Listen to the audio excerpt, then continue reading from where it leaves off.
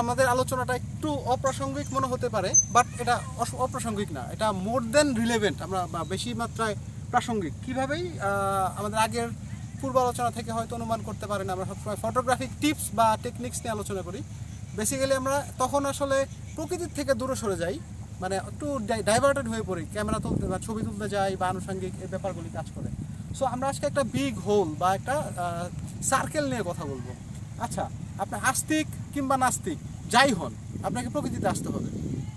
So ধরেন সব কিছু মিলে একটা অনেক বড় সার্কেলটা আজকে বোঝাচ্ছি।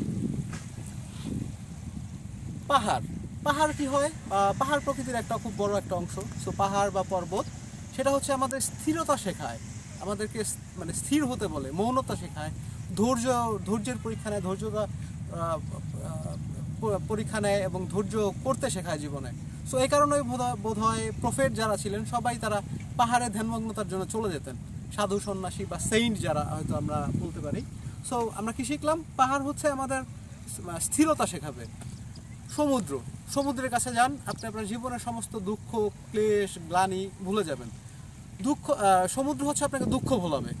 আপনি জঙ্গলে যান, জঙ্গল আপনাকে শেখাবে কীভাবে নিজের সাথে নিজে আত্মনিবিড় হইতে হয়। নিজেকে নিবিড় করে, নিজের প্রতি নিজেকে নিবিড় করাটা অনেকটাই সৃষ্টিকর্তার সাথে নিবিড় করার মতো একটা অংশ হতে পারে, ভাবতে পারি আমরা এইভাবে। আর নদী হচ্ছে দেখেন সার্কেলের স্টার্টিংটা কোথায়? পাহাড় থেকে ঝর্ণার মাধ্যমে নদীর উৎপত্তি। সে যাচ্ছে, সে প্রত্যেকটা উপকূল টাচ করছে, সে জঙ্গলকেও টাচ করছে, সে অ্যাট দ্য এন্ড সে কোথায় যাচ্ছে? সে সমুদ্রে গিয়ে তার ফল হচ্ছে। আসলে কি ফল হচ্ছে? না, সেখানে গিয়ে আবার একটা বৃষ্টির মাধ্যমে বা ওই কি বলে, আবার একটা বৃষ্টি ক্রিয়েট হচ্ছে, মেঘ ক্রিয়েট হচ্ছে, সে আবার পাহাড়ের সাথে মিলন করতেছে, আবার একটা বৃষ্টিপাত হচ্ছে, আবার সেখান থেকে আবার নদীর উৎপত্তি হচ্ছে।